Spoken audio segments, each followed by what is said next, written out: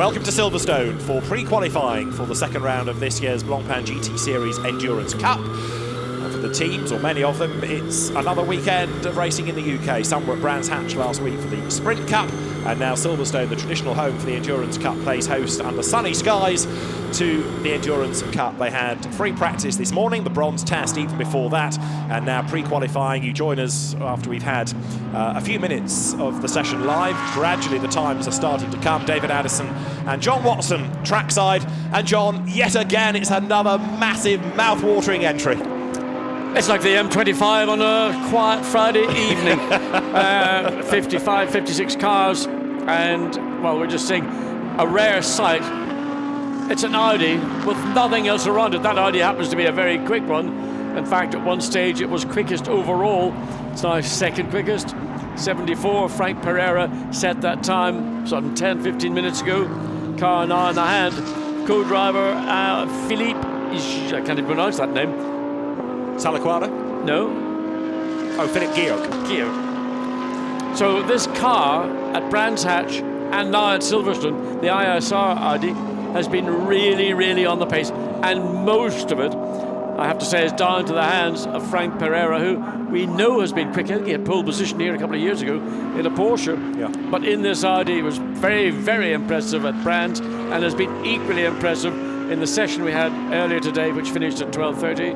And currently second quickest. Fastest overall, Mirko Bortolotti in the Lamborghini. The second man, I believe, to get under the 2 minutes for a GT3 car at Silverstone. First car was, I believe, this is pit lane rumour, Giancarlo Fisichella this morning in the Ferrari, and now Bortolotti has followed along a tenth of a second slower. But maybe what's maybe more important of all is that the SRO Blancpain, the GT3 Series Sprint and Enduro Cup, all part of the big family, quicker than the GTE cars that were here for the WEC round. You know, we are the champions.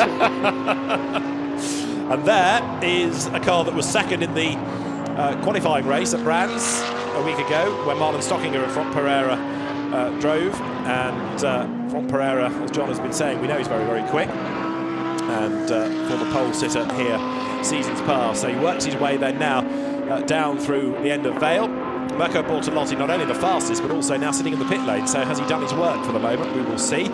Second fastest is Philippe Georg at the wheel. The car that you're looking at is second fastest now, Philippe Georg at the wheel of it. And Alex Buncombe is up into third. Now, traditionally, John, is this a session on old tyres?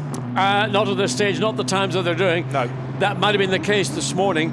And really what we've seen just since we've come on air, that both the Nissans, Sean Wolkenshaw and 22, he was in 6th place about 5 minutes ago.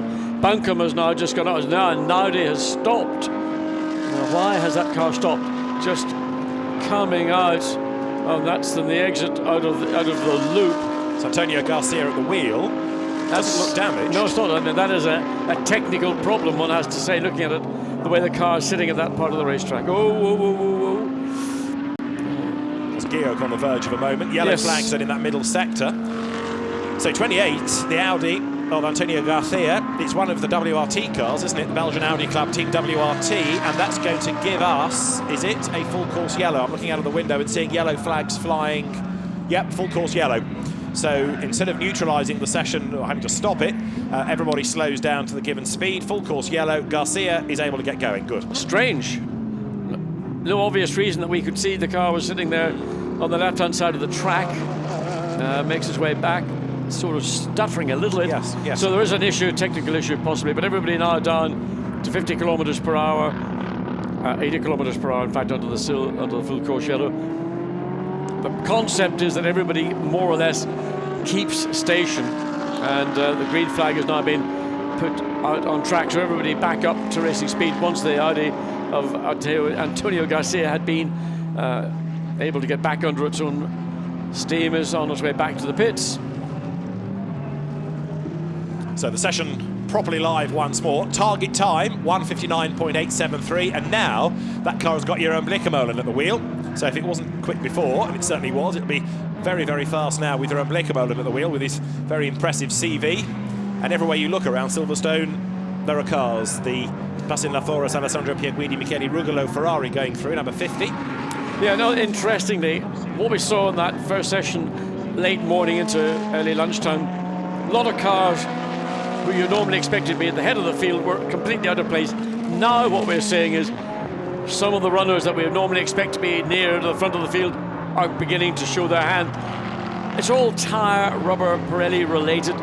People will be running on the best of the rest of their tyres that they carried over from either Monza or from Brands Hatch. And depending on the condition of those tyres, I think some ran either a very fresh set or almost a new set. And I think in the case of Giancarlo Fisichella, when he set his time 1:59.767, that was not done on a set of tyres that had been raced around Brands Hatch or Monza, and then came to Silverstone. So it shows the difference the new rubber will make. Alex Buncombe's pressing on, isn't he? He's just done a personal best in the first sector. Number 50 Ferrari that you're looking at has yet to really do a proper time in this. He's only 21st at the moment. Alessandro Pierguidi at the wheel of it. Yeah, and he was pushing hard coming through Abbey and tries to go the long way around, and I think sort of misjudged I'm not sure it's an AM or a Pro-Am car, but anyway, he gets around it. Oh yes. There's a very quick Mauro Engel, 56 Mercedes. The blue Mercedes 56 has just gone quicker than anything in the first sector. So Mauro Engel, winner last year in Macau of the FIA GT World Cup. He's in the Pro-Am class, so don't expect him to win outright, but he's pushing on, that's for sure, as you look at Pierguidi heading down towards the stadium once again. It's a great circuit for these cars, isn't it? Because they've got all that space to stretch their legs. Well, that's the difference, I think. I mean, Monza, obviously, high-speed circuit, not many high-speed corners. Silverstone, high-speed circuit, lots of high-speed corners. And I mean, the team that really is shining at the minute, above all, is Nissan, who had a miserable weekend at Brands Hatch, who haven't really found the kind of form that they certainly enjoyed in 2015. Beginning, and there we go with Mario Engel in the Mercedes. So, personal best in the second sector coming out of Aintree on the run down Wellington Straight. So, fastest overall sector 1, personal best sector 2, and that personal best in sector 2, pretty good. Yeah. This is going to be a good lap. He's 15th at the moment, Mauro Engel, and he knows Silverstone, admittedly a slightly different iteration of it from his days in the British Formula 3 Championship. He was runner-up in that to Marco Asma going back quite a few years now, but Mauro Engel heads up towards the timing line, 15th. He breaks the beam now. Where does he slot in? He goes third fastest. That was a 2 minute 0.15. 2 minutes 0.015. Good lap by Mauro Engel. Yes, and a good run by the Mercedes as well, because first time we've seen again since we all rocked up here this morning to see the GT3 Series Endurance Cup cars run at Silverstone.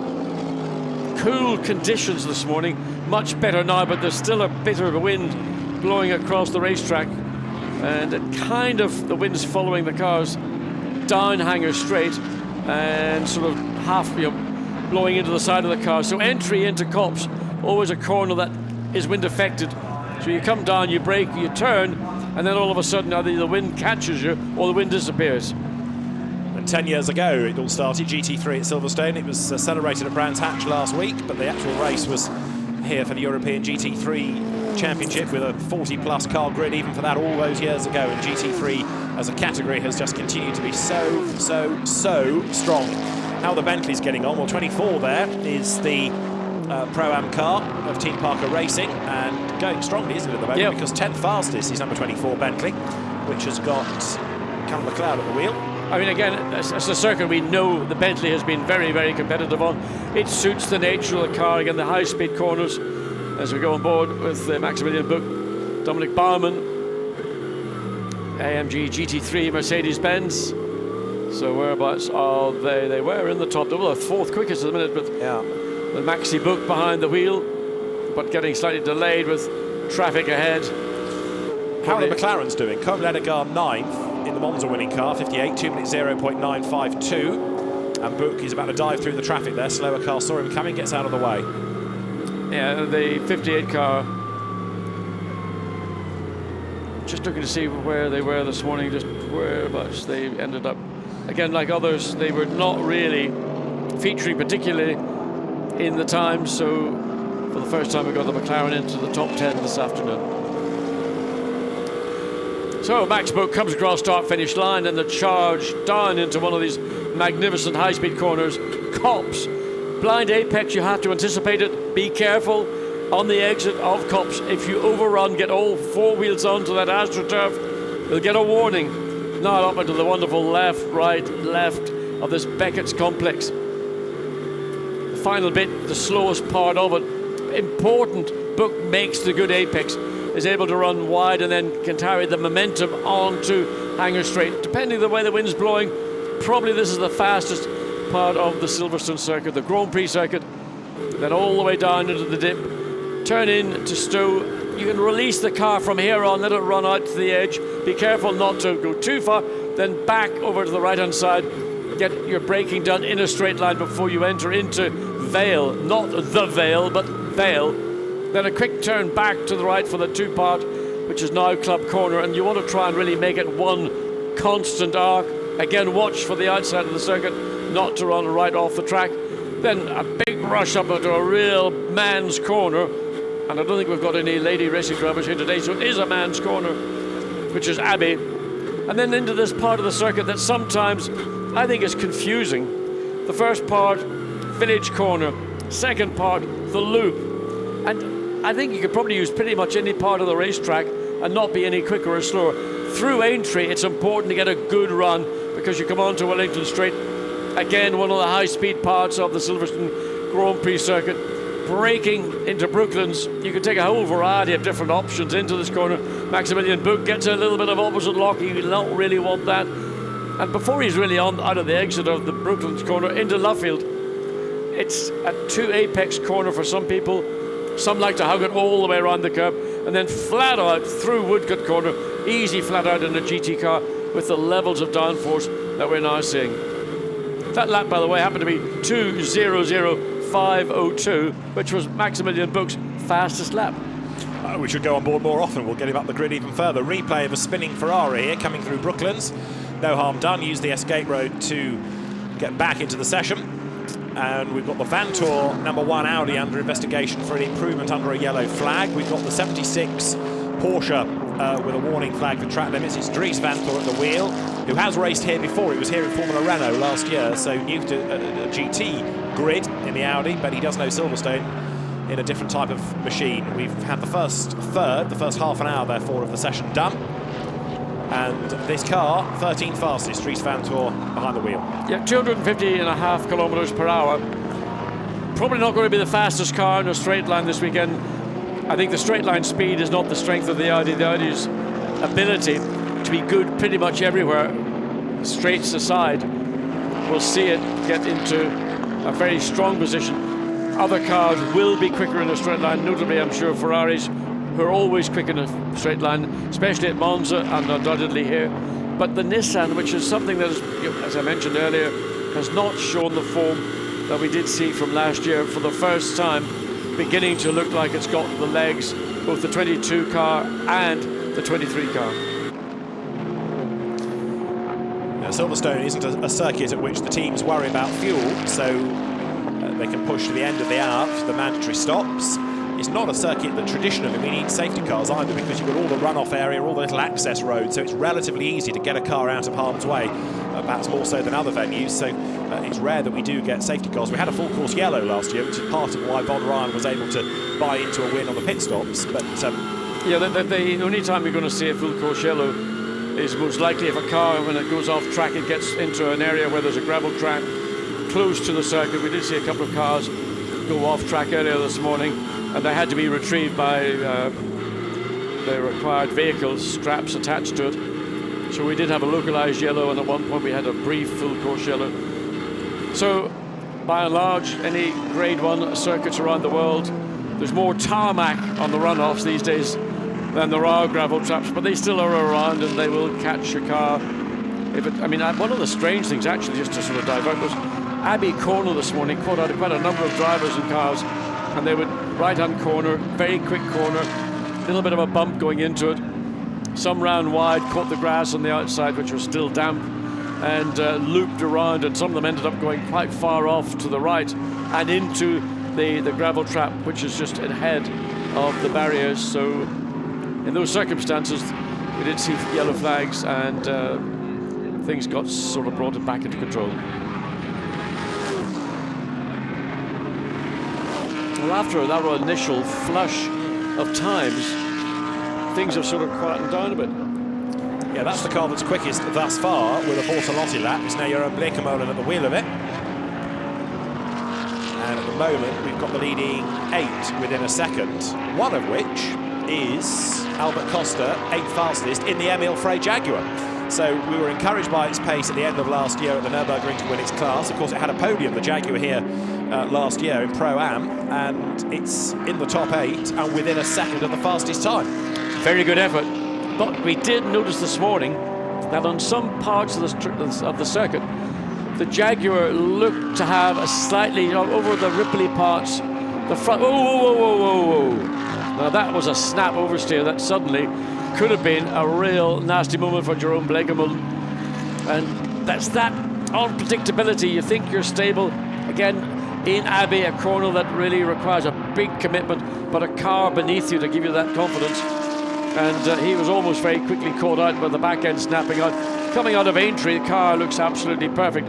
But it was coming into Abbey. We noticed the Jaguar with there are little ripples on the entry. Let's have a look at it again and see. Takes the normal line in, leans on it at the back end, just lays a big black streak of rubber on the racetrack. For Blancpain, not a problem, but again, it just indicates how close the margin is between having grip and having good balance and having a car that's comfortable to having a car that just will catch the unwary. And that was your big moment for Blancpain at a point on the racetrack where you're traveling quickly. You don't want that to happen too frequently. Into Copse this time. Watch the exit, don't overrun. There is AstroTurf there, that's the green AstroTurf you can see. And there is the blue Jaguar. Creeping into the picture, as I say, it's 8th fastest. Albert Costa at the wheel of it. Hopping its way out of Woodcote, I mean, you notice that it's sort of more. Look at the vibration. Oh, that can't be a good thing. Well, that was what we saw this morning. That is probably as bad as it's been, if not worse, because the entire front carbon fibre part of the body was chattering on its mounts. And again, you can see it coming into Beckett's in it. Either that's an optical illusion, or they've got something on the front of the car that may be loose. And it cannot be a comfortable ride. No, surely not. I mean, look at that. That's the replay of coming down to Copse. I mean, that's ridiculous. It looks like it's about to fall apart. Well, either there's something that is not right in the front suspension. Again, look at the chatter on the front. Either maybe the body location has delocated. Something not right. I mean, surely the team must be on the radio and saying, look, bring the car back.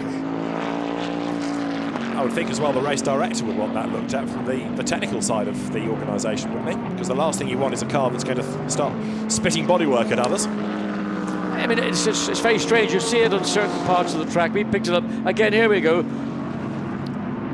It's as if the bodywork is not attached to its mountings correctly.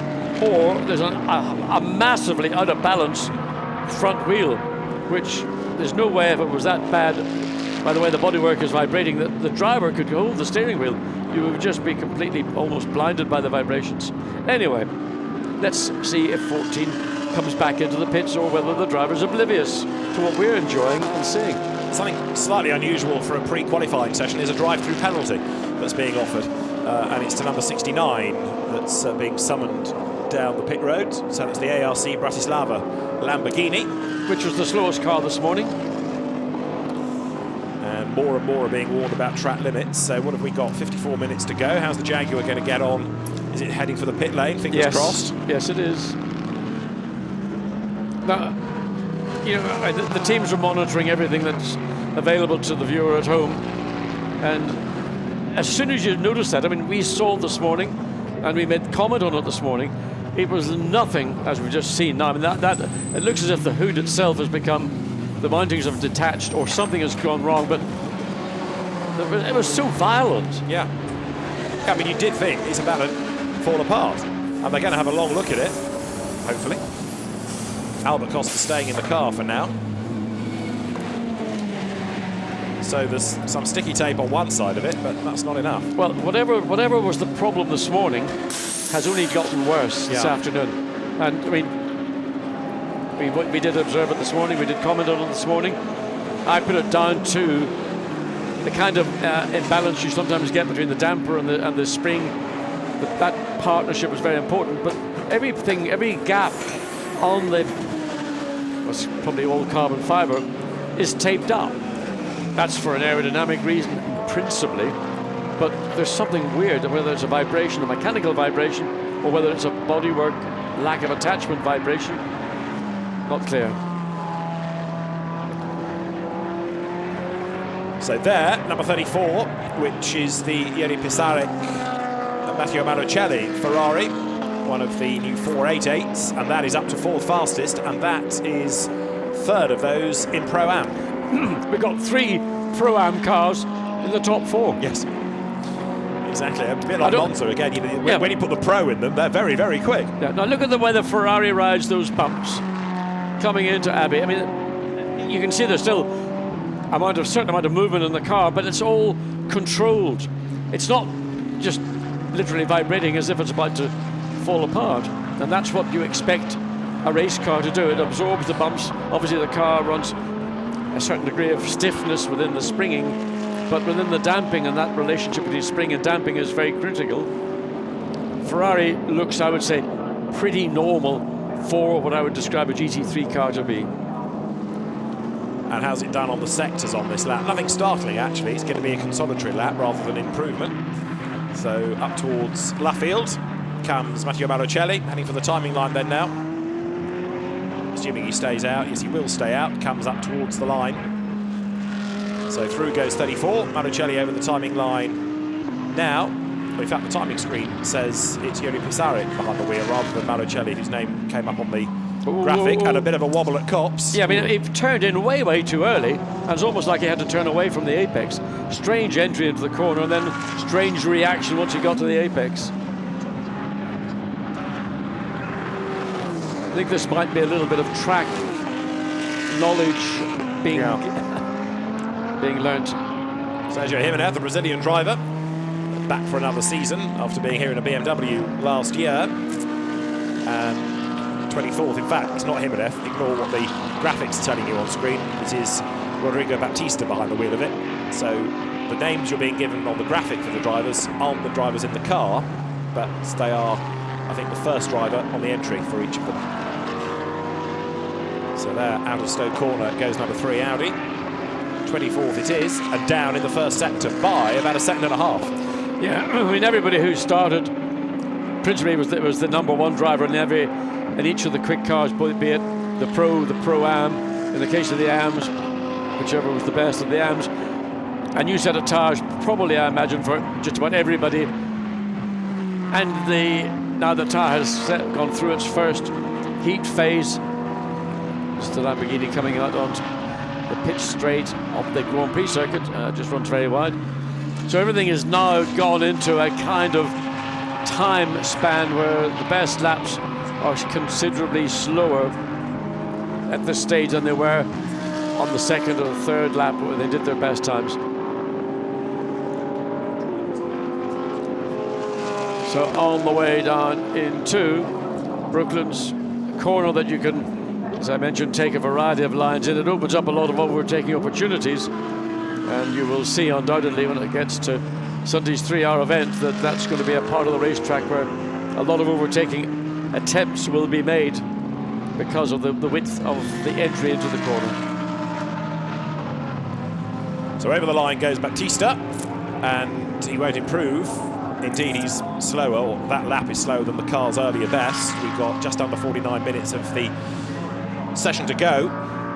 At what point in this, John, do they start thinking about tomorrow morning's qualifying session? Because they need to start, okay, they're going to get data back, but it's a different time of day. Well, they're doing this in late afternoon. It's 9 o'clock in the morning for qualifying. I think they would have done it about 5 hours ago, because when they ran this morning, it was 10:30, 10 o'clock, 11 o'clock when they went out. So now let's head to Charlie Butler-Henderson just quickly, catch up with news on the Jaguar. Okay, Albert Costa in the Jaguar. You look like you're having a bit of a problem out there. Tell us. Yeah, we were styling already in the first free practice, but we make a good improvement now in the car. But suddenly I hit something in the front. We don't know if it was a cone, was a curb. we have to check all the videos and of course the data. But it was struggling because the bumps on it was like a supercross, motocross bike. I was banking like hell. I was almost losing the point of view, especially before the quick corners.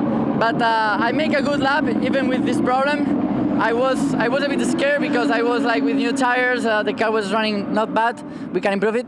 And yeah, suddenly we got this problem that I hope we're gonna solve it for tomorrow because we're looking good at the moment. Still a lot of free practice to finish, but let's cross the fingers to keep it in this line.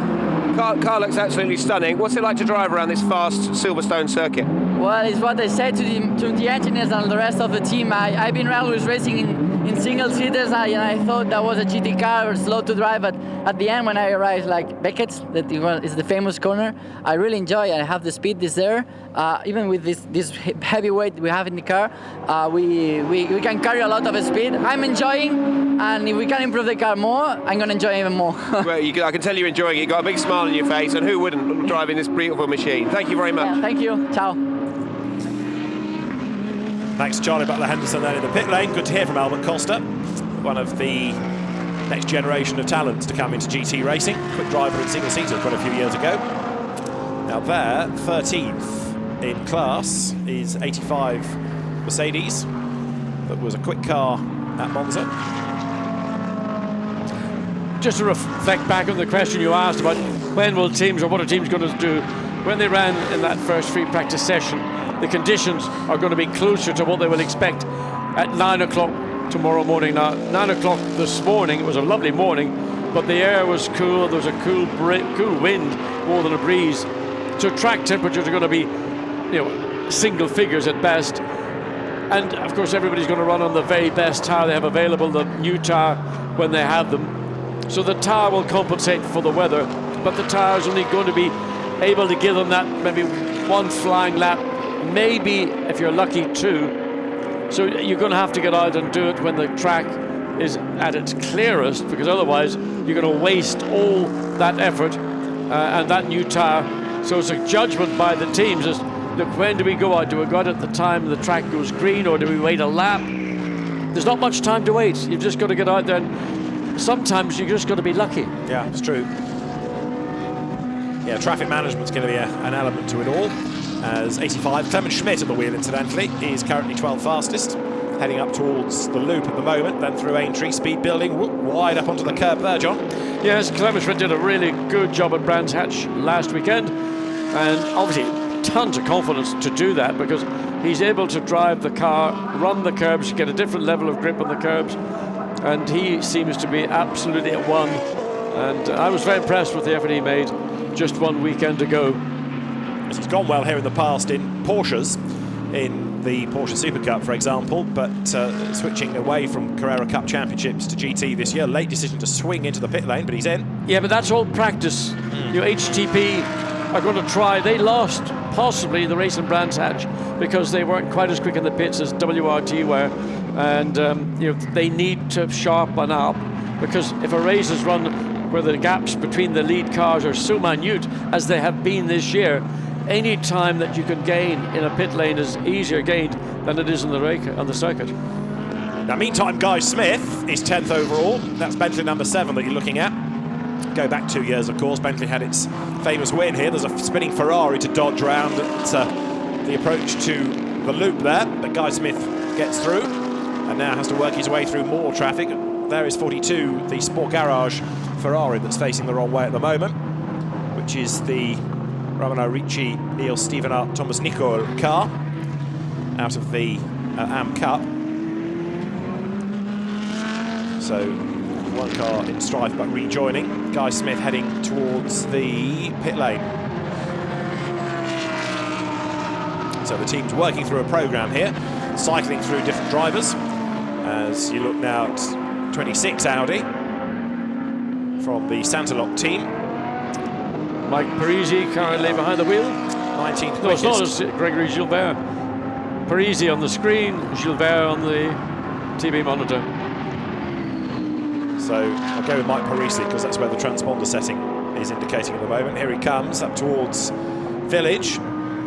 Santilok as a team has got better and better and better over the seasons. Good to have it back full time in the Endurance Cup this year. So out of the loop comes Mike Parisi. Mike has raced just about everything over the years, from GT cars to Legends to Midjet to French touring cars, you name it, and normally he's pretty competitive. Yes, and you know, ironically, this weekend there is a major event in his hometown in the southwest of France, in that historic venue called Pau. And a fabulous circuit it is too, where there's been a British winner earlier on in Ben Barnicoat in Formula 3. But Mike Parisi, who was there a couple of years ago in the Legends races up and down the streets, is here. Knocks off another lap, goes through. What was that? That was a 2 minutes 2, so a second off his earlier best, or the car's earlier best. Yeah, I mean, the reason is, as you keep referring, it's always down to when the tyre is new, you got the quicker times. Now they're going through again this program as the McLaren looks to try and get through. Wasn't quite committed because it wasn't sure whether Ferrari on the left-hand side of the screen was going to go, or where was more importantly going to end up. Yes, quite. So that's the Garage 59 Ferrari. 58 is Cobb Ledegar at the wheel of it. Monza winner, 11th fastest. He's got the Motorbase Aston up the road as well to dart round.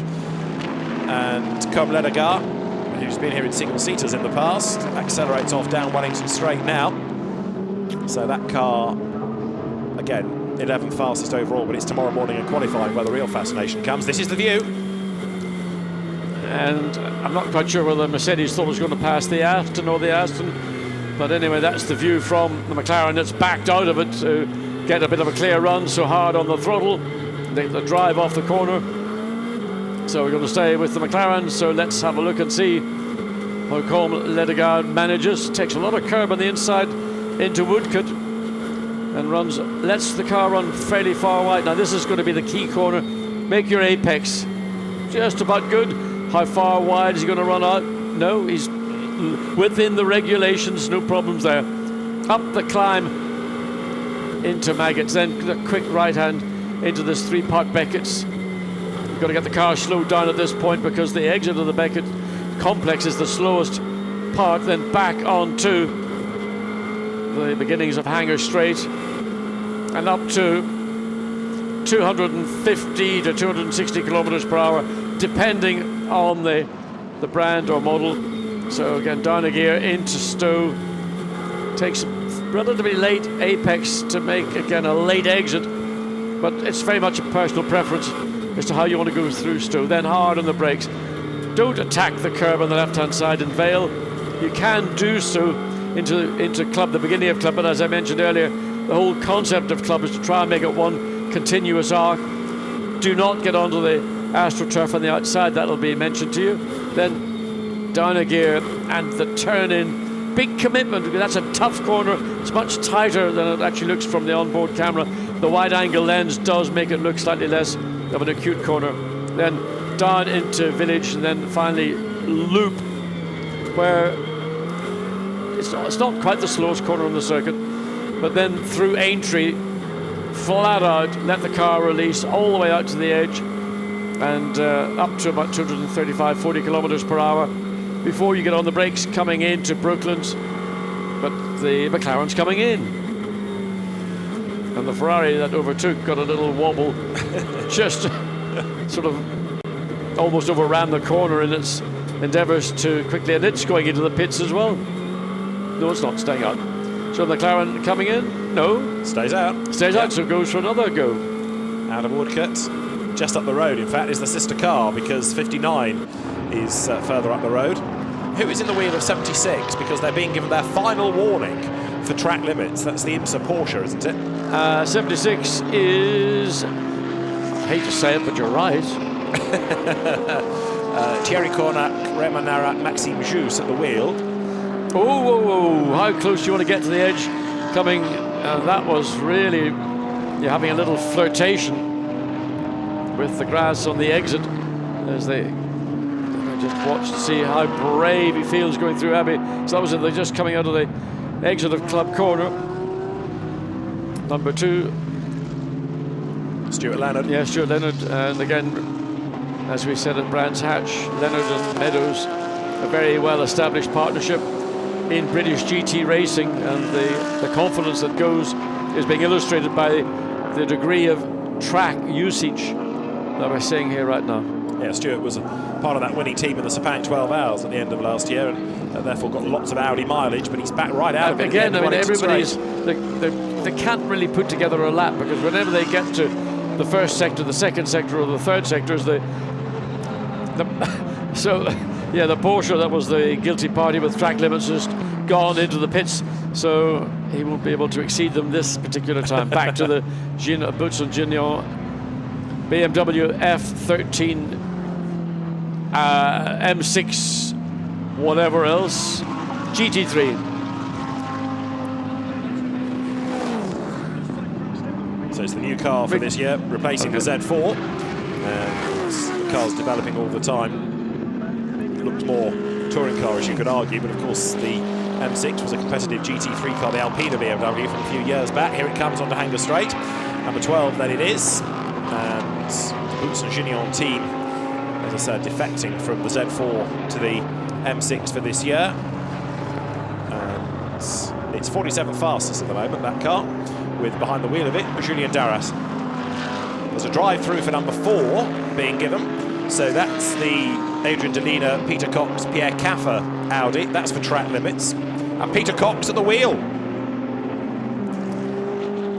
I mean, having a drive-through in a free practice session, I mean, in reality, is it a punishment or is it just a bit of relief?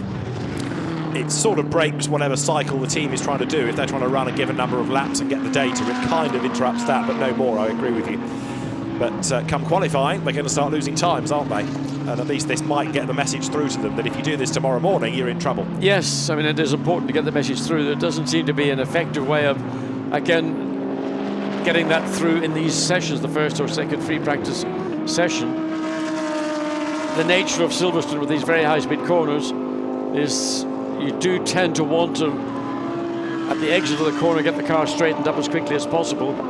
And the temptation is to run a little bit too wide.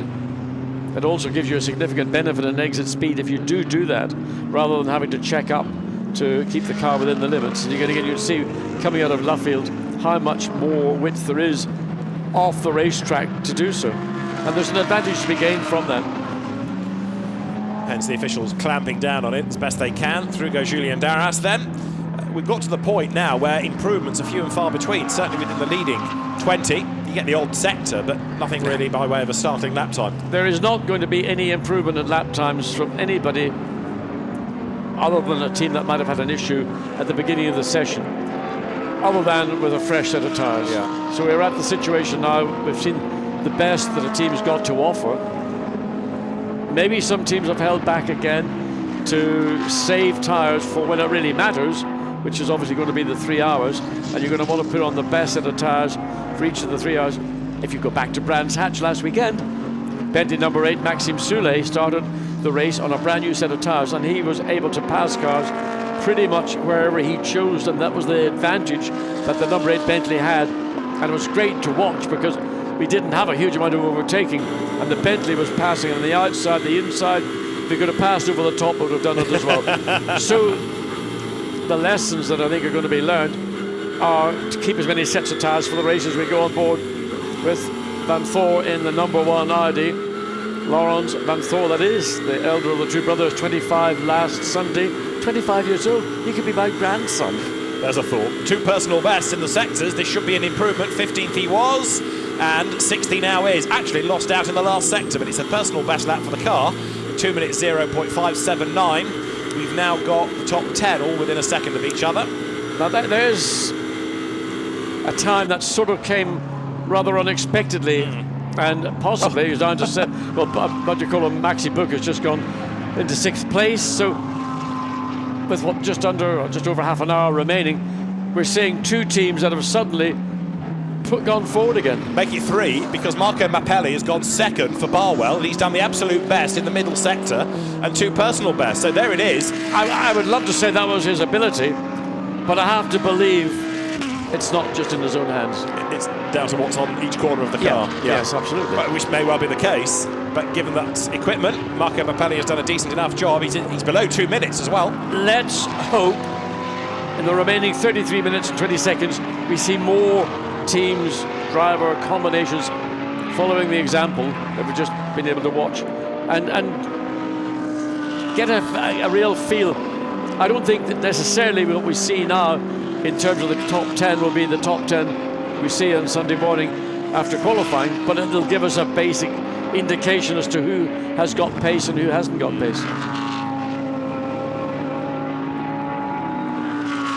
So at the moment you've got within the top 10 4 of them being Pro-Am cars. The time is obviously set by the pro driver, and therefore you come back to the fascination of how it all pans out over 3 hours, because you put the slower guy in and of course the car will lose pace. I had an interesting comment made to me in the break from a competitor, I'll not name him, but he thinks that with the further improvement within the development and the new product that we've got now in 2016, that the cars, as the cars get better, it's dragging up, in the case of Pro-Am, the AM of that Pro-Am package. So the Pro's obviously still going to be quicker, but the AMs are relatively closer to the Pro this year than they would have been in 15 or 14. That's interesting. It is. I mean, it just goes to show that sometimes there's a finite time a car can do, and the Pro will take it to that, whereas the AMs maybe years before couldn't match that. But now, because the cars are that more efficient and doing a better job aerodynamically, they're getting that little bit closer. Interesting thought, that. And if you can get more out of an AM, then it's going to benefit you over the course of the race, of course. Oh, on the other hand, you might want to pay your Pro less. That's the downside. Yeah, it is. Yeah, don't let too many in the paddock hear you say that. They'll be getting very nervous for their career prospect. So how are we at the moment? You've got 16 Rolf Nyken as the fastest, or that car, number 16 Lamborghini from Marco Mappelli. So it's Lamborghini 1-2 at the moment, and then third is the 74 Audi, the ISR car, that's now got Henri Acide at the wheel of it. There's another drive-through being given. It's the ACA ASP Mercedes of Daniele Perfetti, Laurent Cazeneuve and Michael Lyons. Fizzy giving it max attack, coming out of club. Giancarlo Fisichella, 36.7, and that is his personal best. It's his first flying lap. The car's just come alive, hasn't it? I mean, it's what, 47th in the times, and now, understandably, it's like a different car. Well, it is, because the energy and the dynamics that the car's now having to contend with are because you've got a very, very highly rated race driver behind the wheel, who will just, without even thinking, max out the car's potential. He's got a slight issue with another Ferrari ahead, and he's not going to want that to come into play. And he's going to take a punt down the inside, flash the lights, gave the indication that I'm coming through, so keep out of my way. 4 L's. Personal best in second sector. So where's this lap going to put him? Top 20? Top 10, I would say. Top 10, let's see. Top 10. He lost a little bit of time into Brooklands, but nevertheless, Fisichella comes across the line and goes 37th. I wasn't far wrong, was I? I was close. I was close on that one, I reckon. I mean, you know, within about 15-20%. Yeah. That was a start-up lap, we'll give him that. Yeah, I mean, obviously he lost. It was the first flying lap. He lost bunch of time behind the Ferrari coming into Brooklands. And, I mean, I did factor that into my thoughts, but maybe I could have been a little bit less generous than I was. Well, let's see what the first sector is going to be. The target time there is a 35.9, and he comes towards the end of sector 1. Where do we have him? He's still down in that sector by about 9/10 of a second. So that sector is slower than the previous lap for Fisichella. One has to assume that Giancarlo's out on a set of tyres that are not a brand new set, but probably reasonably good. But as you can see, uses a lot. I mean, he's driving with a single-seater driver's brain. Very attacking style, aggressive. You know, points the car, makes sure it gets to where he wants it to go. He's in control. He's not letting the car intimidate him. 14th in the Pro-Am class right now. So let's have a look and see what Giancarlo, 38th. If he can make an improvement on this lap, well, I said 10th on the previous lap. Maybe I'll not be quite so generous. He's got a personal best in the middle sector. It was here on the previous lap that he did lose a certain amount of time, but not anything like the numbers that would have. Oh dear. Oh, now rear tyres giving up under the torque from the engine coming out of Brooklands. You don't want to do that because that's just going to shorten the life or the remaining life in these tyres. So, he goes up to, where does he go up to? 32nd. 32nd. Well, he's getting there. Chipping away is a phrase. No, chipping Norton's down the road. So Fisichella is not going to vault up to the top 10 as we possibly thought, but he's getting on with the job on old tyres, presumably. We've got 27 minutes and change on the clock. And how's the Nissan flotilla getting on? Takaboshi is currently 10th. Yes, let's have a little look on board the Nissan Takaboshi-san. And tiny competitor from Japan, not as fluent in English, and unfortunately when we spoke to him on the grid, he felt really embarrassed, I gather, afterwards. He was in a terrible state because he felt he'd let the team down because his English, but he does his talking behind the wheel, and that's really ultimately the criteria for him being in the 23 Nissan. Which is the car in the Pro Cup. Out of Beckett's now, John. Yes, so into this final part and makes the apex. The Nissan at different times this year hasn't been able to point quite as well, as doing a much better job as we watch now coming down Hanger Straight. And in certain conditions, for some reason, and the track again today is, I understand, giving up quite a lot of grip. So it's actually when the track is less grippy, ironically, that the Nissan relative to its competitors seems to do better. Interesting. Don't ask me to explain. I'm just passing on what I learned. It's just one of those things, yeah. Yeah, it's a quirk. And of course, the Nissan, in every sense, represents the true ethos of a GT3 car. It is actually not so far away from the car that you can go and buy from your Nissan dealer. In other words, the engine is very high in the engine bay if you look in the Bentley or you look in the Mercedes, but the BMW in particular, you need a step ladder to get down to the engine in the BMW. So how's Takaboshi getting on? Well, the sectors aren't really coming alive. No, he's caught behind traffic. Yeah. Nothing he's going to be able to do. And the fact he's pulled over to the left-hand side of the track, he's giving himself a little bit of space and let the BMW slide by on the right-hand side. So either he's decided to come back into the pits, but I think he's more likely looking. Big shunt at the edge of the club. That's coming. Past the Porsche. It is the Attempto car 77. Debris on the road, and Nicola Armindo shown as being the man behind the wheel, and Armindo has just been out in the Lamborghini race, so he knows what the circuit's like.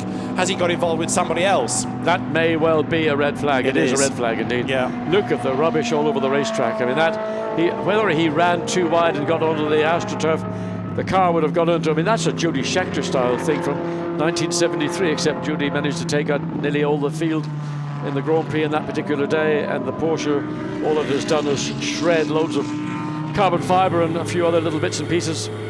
So we've got 24 minutes remaining, red flag, another 10 minutes before the car and tracker back.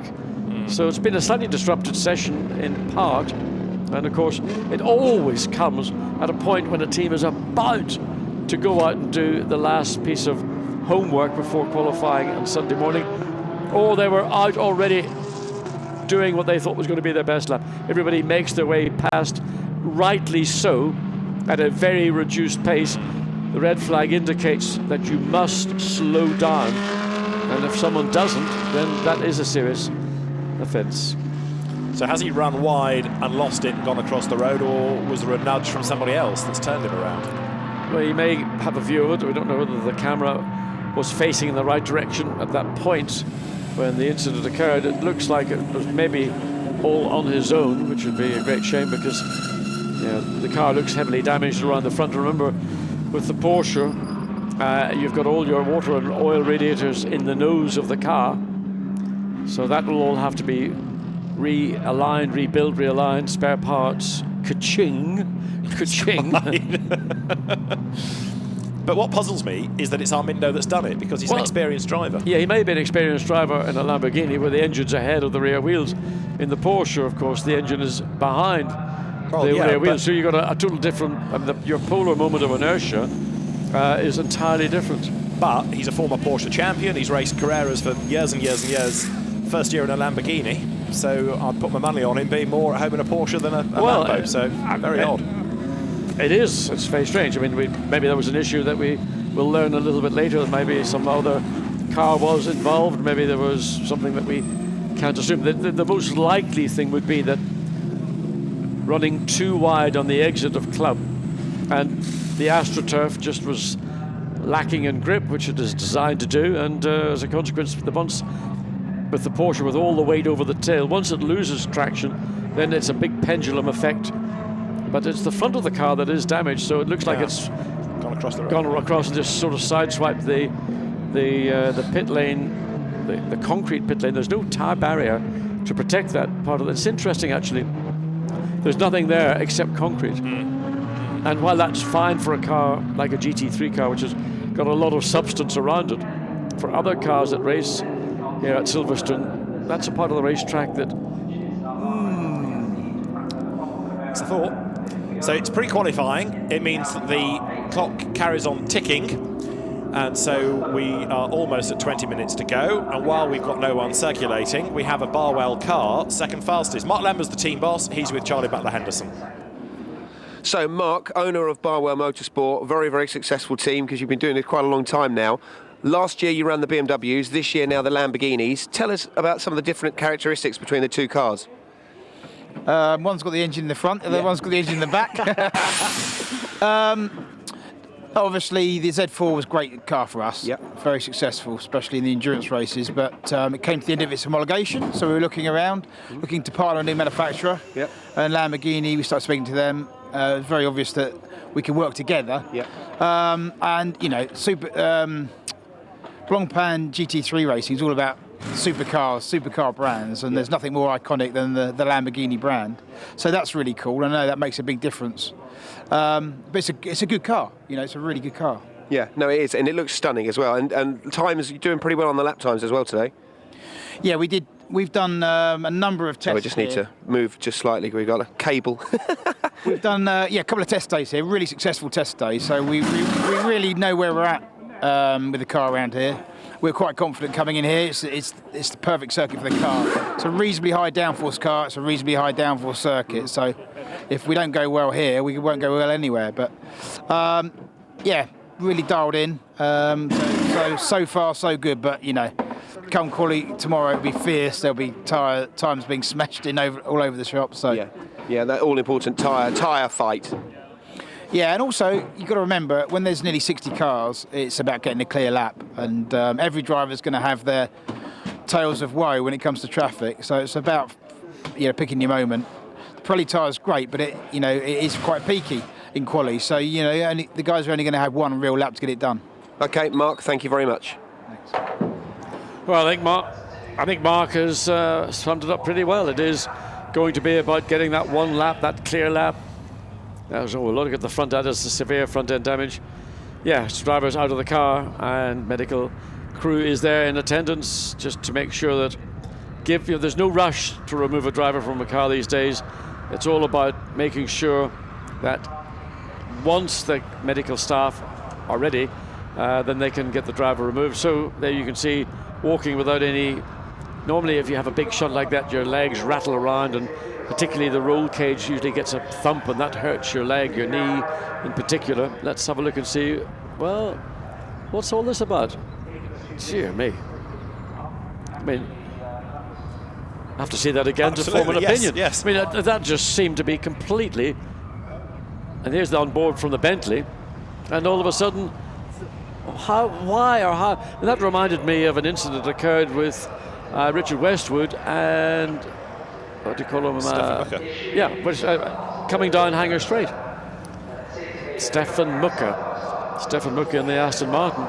And it all got a bit unpleasant and massive shunt. And it's just really weird as to why Now, whether there'd been a bit of angst earlier in the lap between the Bentley and the Porsche, that we don't know, but certainly it looked like there was a bit of, see you, mate. Bit of road rage. See you, mate. Yeah. You know, I'll see you later.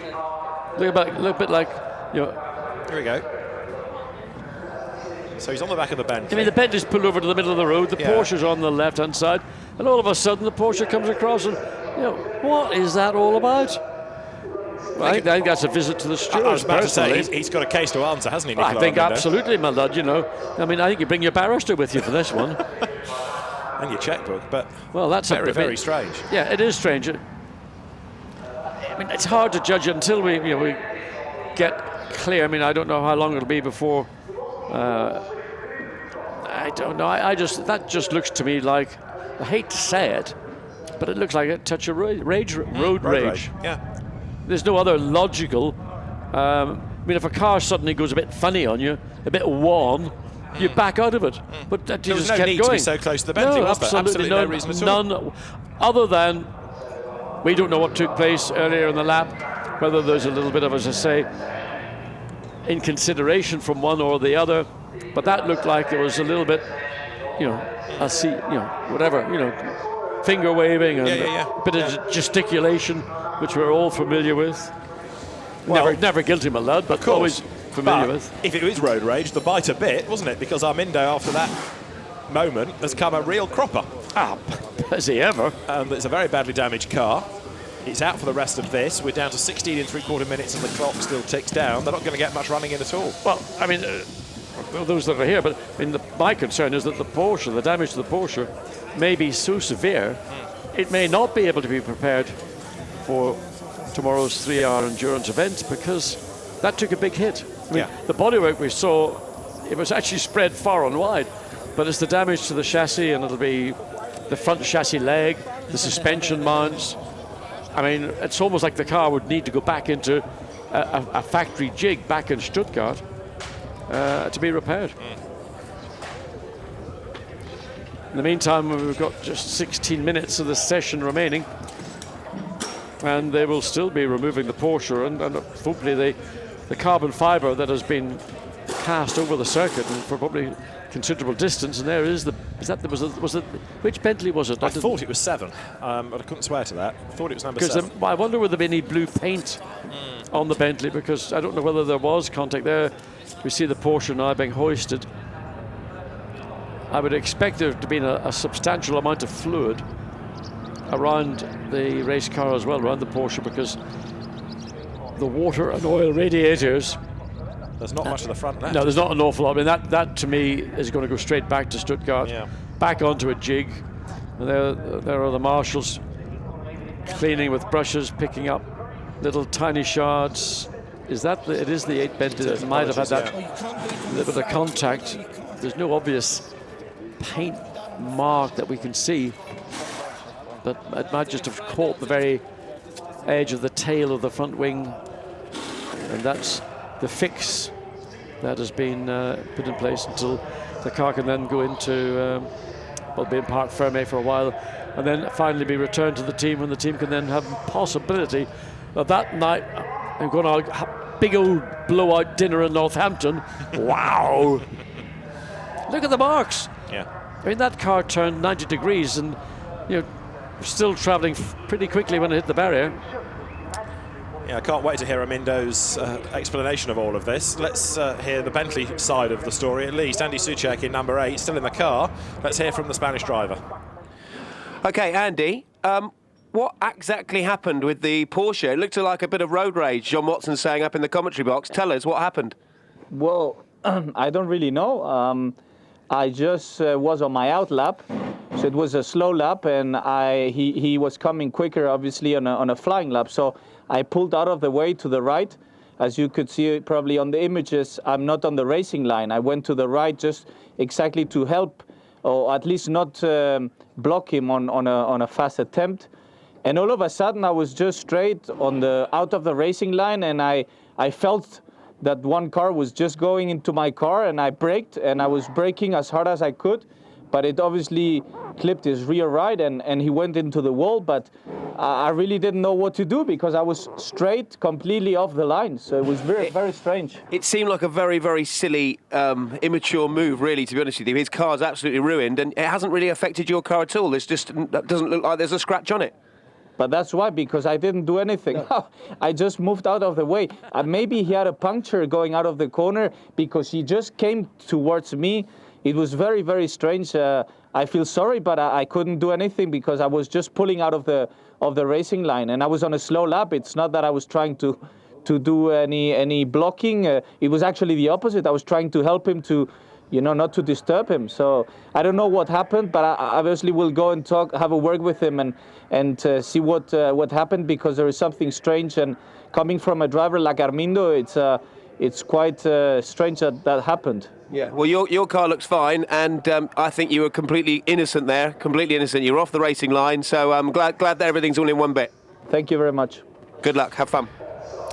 So Nicolas Armindo, just to recap, has now got a wrecked Porsche, and this is a guy that's a former German Carrera Cup champion. We've seen him in Blancpain for years and years and years, being very, very quick in Porsches. He had a win in the Lamborghini Trofeo at Monza a few weeks back. He's done a Lamborghini race less than an hour ago, and so for whatever reason he has taken it upon himself to give the Bentley a bit of a squeeze, and he's come a right cropper.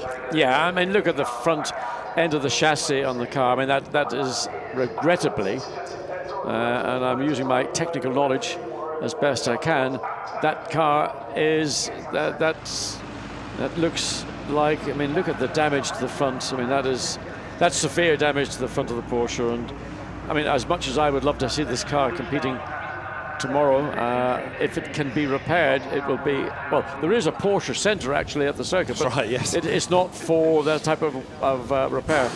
I mean, it would have to go onto a jig, in my opinion, to ensure that every part of the front of the car was fully aligned. It's not going to be something that the guys can do on site here tonight. Now the session is going to restart at 17:50, so that will give us effectively a 10-minute blast. So you take out 2 minutes for an out lap, take out another 2 minutes for your first start-up lap. You've got effectively 6 minutes of competitive running, haven't you? Yeah, I mean, really all you can do is go out and see if you can do an improved time. I mean, it's not really long enough to have any sort of meaningful length of run to see what, say a 10-lap run, which you might choose to do to get a feel for what the car might do once the fuel loads begin to lighten up, once the tyre starts to settle into its natural life cycle. So, I mean, there will be people that will be rushing out. I mean, that is not the moon as we would expect to see it. That's just a wonderfully creative, arty shot from some of the brilliant cameramen that we employ all around the world. Pause for effect. Right, so the cars head down the pit lane. We're 22 seconds away from a green flag waving. The session's going to get back underway. But if everybody rushes out again, you're going to have the traffic management issue, and are we going to have any improved times? Well, let's wait and see, because the session is now 10 seconds away from going green once more. And it's Lamborghini fastest and indeed second fastest Pro Cup and Pro Am Cup cars, respectively, or overall, as we now call Pro Cup, because it's where you get the overall winner from. Green. Go green. We are in business once more for 10 more minutes of the session.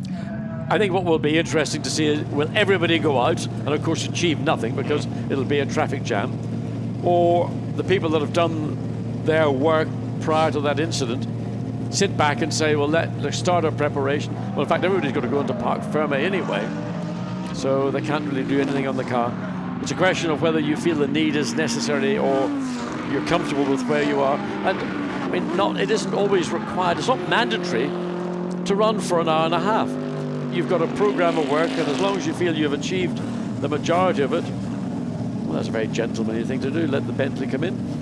It's bigger than my Ferrari, says the driver. Yeah, well... But Louis, look, we've had nearly a minute, and they're still queuing. Still trying to get down out onto the circuit. Now, we understand from the pit lane that some teams are electing to put new tyres on. So the Conrad Lamborghini's gone onto a new set of boots in preparation for tomorrow morning. I think you will find one or two people on a bit of a mission here. I mean, it's possible. There's the Aston Martin again. it's questionable with everybody going out there on board again with the Nissan 23. I'm not sure who's behind the wheel. It seems to Takaboshi-san. So 8.5 minutes remaining. So by the time they get back to start-finish line, it'll be about 7 minutes and 45 seconds. I mean, I personally wouldn't put on a new set of tyres when you've got such a congregation of traffic all around the racetrack. I think you just probably wasted the information that you might wish to find is going to be hampered. As you can see, the 2 Bentleys, the 8 leading the 7, Andy Soucek behind the wheel of the 8. The 7 is indicated. So Stephen Kane in the number 7 Bentley. So more and more teams were being told, Whoa, putting new and tyres round on. she goes. And that is the Team Parker Am Cup. Derek Pearce, Chris Harris Bentley that's had a spin. And who is behind the wheel? Pierce, indeed it is. So another yellow flag, no doubt, will be a localized yellow flag as the Bentley tries to successfully back onto track. But interesting, the tyre had cooled down in that period between the red flag being displayed and then the track going green, and just indicates how fine a line that peak that Mark Lemmer talked about. If you're off the peak, just be wary, just be careful. So let's see where the improvements are going to come from. At the end of this next lap, there might be an opportunity to spot them, because this is the first flying lap that people will be completing. Through goes the Motorbase Aston Martin. And that 29, which we were told had gone onto a new set of tyres, Dan Camish at the wheel of it, has had a drama. Ignore what the caption tells you, it's Dan Camish behind the wheel, and it's had a spin or a problem coming out of Abbey. It stopped at Farm.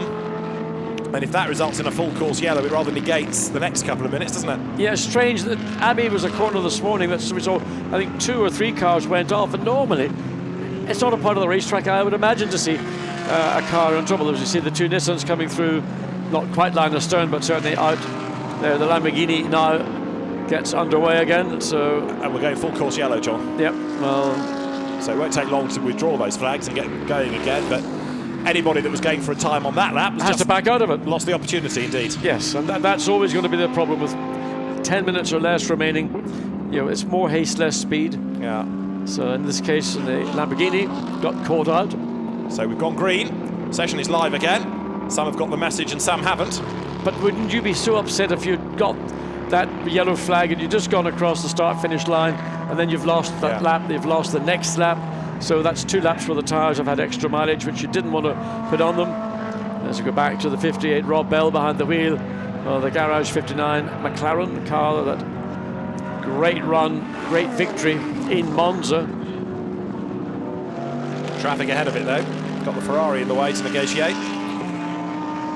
5.5 minutes on the clock. Looking at sector improvements, not there yet, but of course we've just had that yellow to negate anything.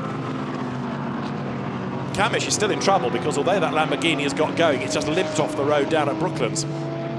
It's as if it again went into sort of limp home mode. Yeah. You know, it needs a reboot or reset on the onboard computer. We don't know. That's often when you see a car limping back at a very pedestrian pace, it's due to a malfunction in the electronics, and it just goes into fail-safe mode and limp mode back home.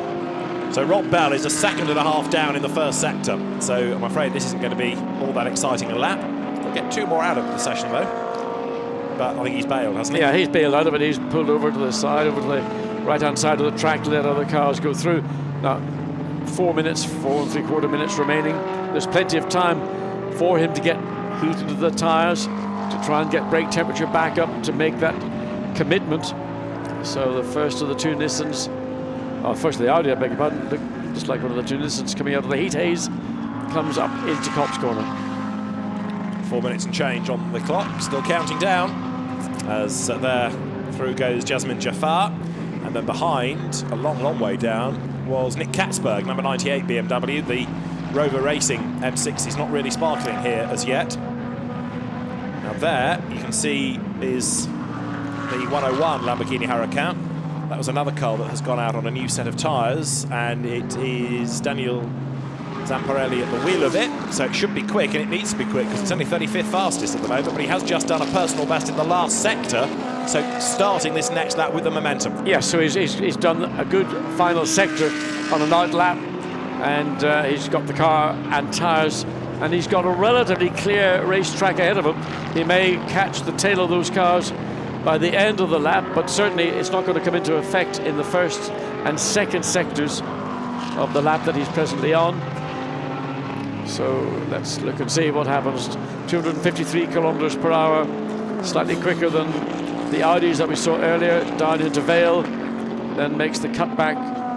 Good apex, runs out wide, again just flirts with the edge of the what do they call it, artificial grass. He's 8/10ths down in the first sector though, so it's not going to be that good, is it? New tyres or not? I mean, the only other car that's looking reasonably good is the number 8 Bentley. Yeah. Andy Zuchek, personal best, first sector. We're seeing a number of personal bests. We've seen a lot more green coming from the bottom 20 of the field. We've got Michael Meadows has got purple in sector 1.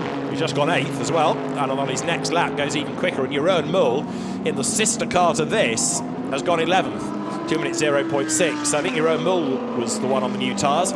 Michael Meadows in the middle sector currently, but you're looking at Zamparelli, who's done a personal best in sector 2, but I don't think he's going to be all that hot a lap this. He's 7/10ths down in the middle sector anyway. So Daniel Zamparelli up towards the line, but it's not going to be all that great a lap. Let's see, he goes over the line. Andy Soucek's gone 5th, 2 minutes 0.370 in the Bentley. So there are improvements out there. Yep. And Nick Katzberg out of nowhere has gone 13th in BMW 98, 2 minutes 0.697. This is the car we want to see. Second sector time coming up very shortly indeed. Will it be purple? Will it be green? It's white, which means it's no improvement on his previous best. And again, you look at traffic, 3 cars ahead. So all the good work done in sector 1. And it looks like, well, he can still push. He's not right on the tail, but the 52.8 is going to take away whatever he might do in the final sector. He's lost 8/10ths in the middle sector alone, Michael Meadows, on this lap, so he's not going to pull that back, is he? I'm afraid to say. Up towards the timing line. It was a good start, proves where the Audi is strong around the lap, goes through and is shown as having gone quickest of all on a 1:59.605. Despite losing 8/10ths in the middle sector, he did a personal best in the last to do a 1:59.605 to go quickest of anybody. Good on the Brit. But I'm querying that lap because his last sector time is not an absolute best. It's 3/10ths down. Oh, well, okay. Well, give him that. The best is a 31.5. Yeah, that's a 31.8. So that first sector was an extraordinarily good one. That was outstanding. I mean, it was a long way quicker than anybody else. And that's through Copse, up the hill into Beckett's, all the way down at Hanger Straight before you get to the end of the first sector. So whatever has happened to Michael Meadows and to his number 2 Audi, I think he has to go up to say, Pirelli, thank you guys. That's where my speed came from. And he's very brave through the Beckett's S's, isn't he? Because all the hard work seemed to be gained on that first third of the lap.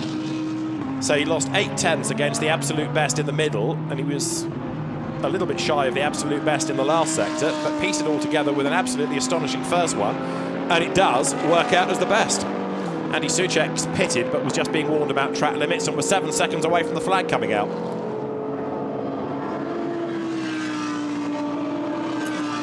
And now, there we are, the end of the session. Yeah. And the sun's out, the track looks magnificent. I mean, these are just about ideal conditions for getting a quick lap if you've got that fresh set of rubber underneath you.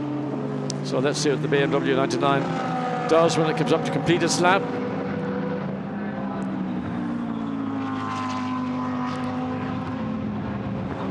So this shows you why Michael Meadows was very quick in the first sector, and it's because he bailed out of Beckett's. He had a wobble and chopped up a big chunk of the lap off. Nice one, Mike. Yeah. Nice one, but we saw you. Yeah, got found out, Michael. There is nowhere to hide. That was a great movie, by the way. Nowhere to hide. That lap may well not stand, but anyway, now we know how and why. Right, so the last few cars up towards the flag. This is Nissan 23. Lucas Ordonez's now got a chance behind the wheel of it. It's coming past the wing. Yeah, they dropped down to 16th presently. You know, fairly big lift again, finding difficulty in deciding whether to go right, go left with the Ferrari. Opts to go to the left to get the long way around, which will put him in position to go into the loop on the inside. And then traffic ahead. Yeah, I mean, it's all over in reality. But, of course, for the bulk of 3 hours tomorrow, they're going to have to cope with traffic, aren't they? So they need to... Different dynamic true. in a race as opposed to trying to get that one lap that's going to show you the true pace of what you've got beneath you. The key tomorrow is going to be management of traffic and also looking after your tyres, not by mismanagement of traffic and then harming your tyre.